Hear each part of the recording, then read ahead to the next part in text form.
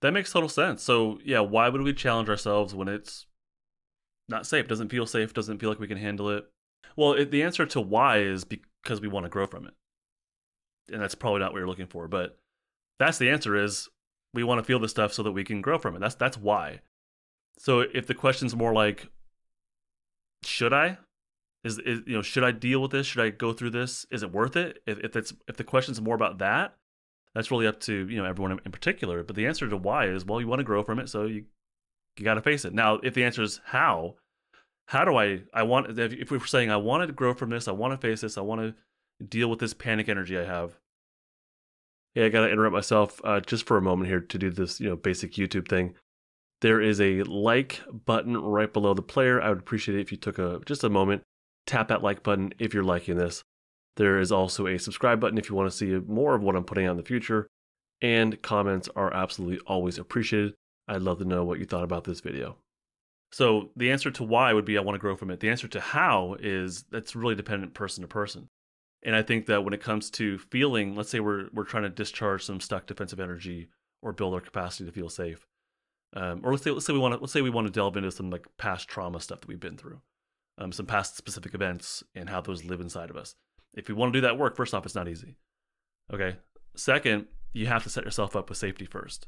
That is the priority. You wouldn't jump out of an airplane without a parachute, right? You have to have the safety. You wouldn't even do that without someone teaching you how to first.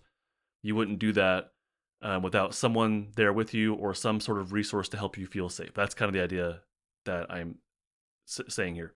So before we delve into a deep meditation or before we go into therapy and start talking about our stuff, the priority is that can I feel safe while doing this?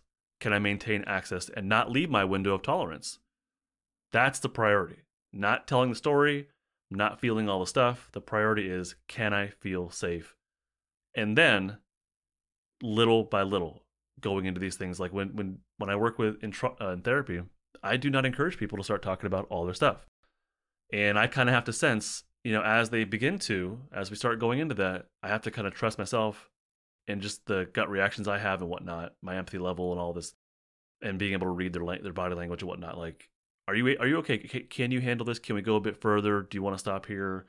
And I have to really trust them to be able to make that decision for themselves. But I'm there kind of flagging it, saying, hey, I can see you getting a little bit more restless, more dysregulated. Your breathing's getting more shallow.